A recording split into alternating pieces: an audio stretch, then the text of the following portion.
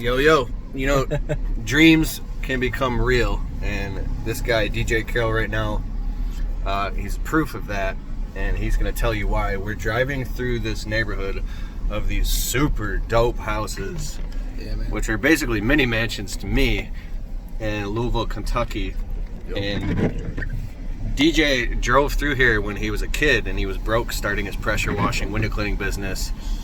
And you got a call. Tell the story, dude. Yeah, and he lives in here now. He has a house in here now. I got a call to go do a power washing job at a house that was just outside this neighborhood, and I didn't know anything about Louisville, so I went and did the estimate. And I come here, I'm like driving around, and I'm driving through this neighborhood, and I'm like, man, this is living. Like, these people got it figured out. And I just always thought it'd be cool to live in this neighborhood one day. There's Arnold Palmer designed the golf course. There's an 18-hole golf course that wraps through the whole thing. Like, that's hole 17 right there. Oh, it's off a golf course? Yeah. So there's like one of your neighbor's houses. Like, yeah, that was huge. I'll show you this one up here on the right. It's probably my favorite one. But when I was driving through the neighborhood, I was just figuring, like, man, it'd be cool if I could live here one day. And it took a long time, but Well, how old are you now? Just turned 32 this year. 32. Yeah, man. And so, dreams come true, man. If you believe in yourself when nobody else will, and you hustle, it's worth it. So you got a bunch of real estate, you got a pressure washing business, an ad tech business, a media business, and director, indirect, you have like 40 different people working for you. Yep. 40 employees, direct and indirect, all over the world, which is pretty cool. These guys out here playing in the rain. And people in the rain playing. And people are like, well, how come there's no back liner on your pickup truck bed tailgate? It's because this is the very first new work truck I ever bought back in 2013, and I gave it to my dad about a year and a half ago. So when we retired it from the fleet, I gave it to him. That house is gangster. Yeah, that's sick. This one up here on the right is probably my favorite one in this whole neighborhood. Which one? It's coming up. One, yeah, right here on the right. I've got this. Oh, that one with, it's like a Spanish style mansion. Yeah. Well, I'll try to be in, not so. It's coming up. That one? Yeah. That looks like something Frank Kern would live in. So that's the clubhouse up there to the country club. Nice. That's the golf course. We're in Louisville, Kentucky? Yep. Lake Forest. Lake Forest. The neighborhood spends 24% of its annual HOA budget on landscaping. So, like, there's landscaping throughout this whole place. Oh, sweet. But, so, wanted to take a drive up and show you the country club, because,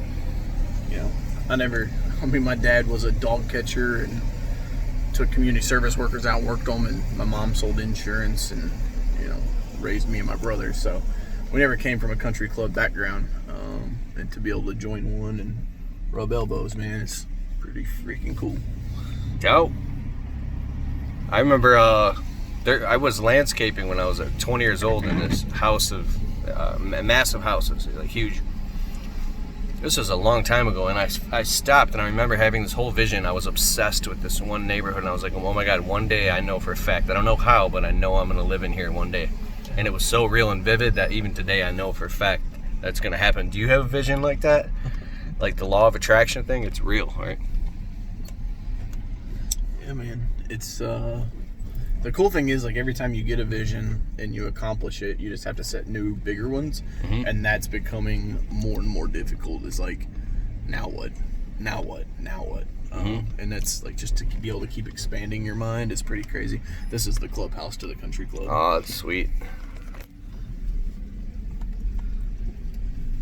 It's not a flex. It's not showing off. It's just really showing you what's possible, man. Like, if you can, I started my first business with $300.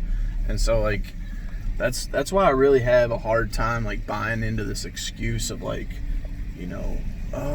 people have different opportunities. And I get it. Like, yeah, maybe your dad's rich or something. He can help you start a business. But that, you still have to, like, put your excuses aside, because if I could do this well with just $300 starting out, You're right, bro. I make a lot of excuses. I know you're not talking about me, but I can see them now when I do it. I catch myself. Well, and the people that make excuses are like, they don't ever try. They just say, well, I can't ever accomplish that because of my situation that I'm in, so somebody needs to give me a handout before I can go do something. Do you know what I just realized?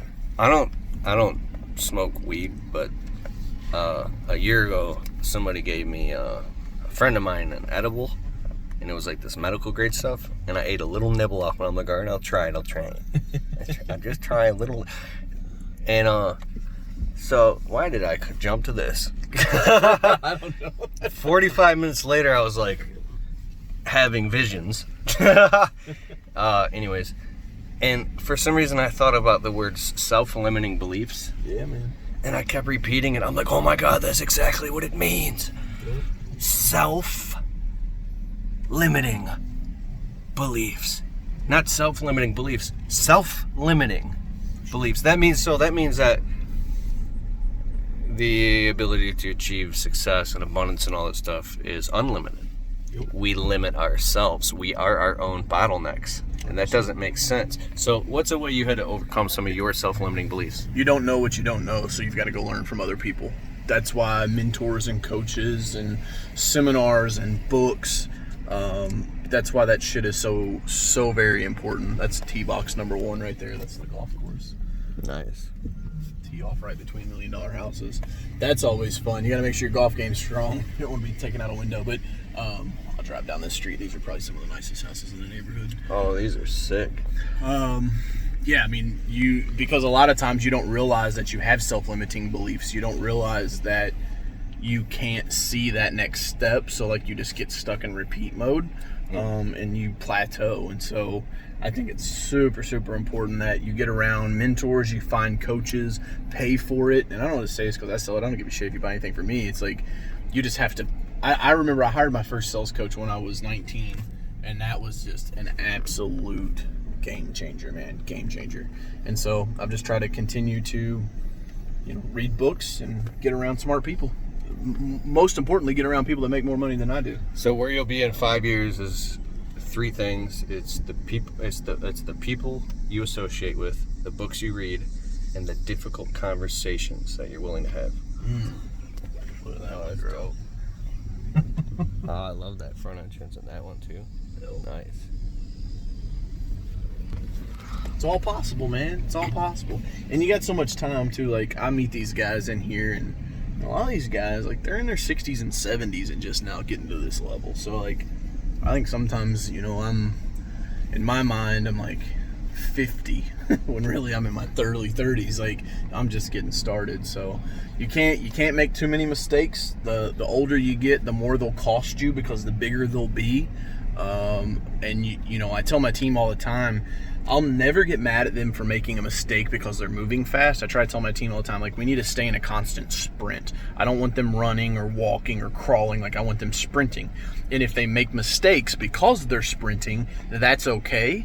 The only time I'll get mad about a mistake is if they make the same mistake twice, because that means they didn't learn from it the first time. And so it's just something that's, it's part of our company culture is make mistakes, break shit. If we're not breaking stuff, we're not moving fast enough. I like that. That's it, man. That's the only way you're going to be able to get out of your own way and figure those things out, is to get around people that have done it or where you want to be at. And, I thought it'd be pretty cool to be at a country club, so that's what we did. Dude, beautiful. I love it, man. Fist bump. Yeah, man. There's hole number 9. And we just coming back from Nashville, came through Louisville, stopped to see DJ. Gotta stop to see DJ Carroll, come on. And then we're heading back home to Michigan. And I'm gonna get home and I'll have a southern drawl and I won't even realize I picked it up. That shit'll sneak up on you, man. It'll get you real good. Next thing you know, you'll be getting you some cowboy boots and a 10-gallon hat. How can people find you, DJ? Search hashtag Coach Carroll, Carroll, on all them social media platforms. There you go, and I'll put some links below to DJ stuff and some powerful interviews. We did a 3-part interview.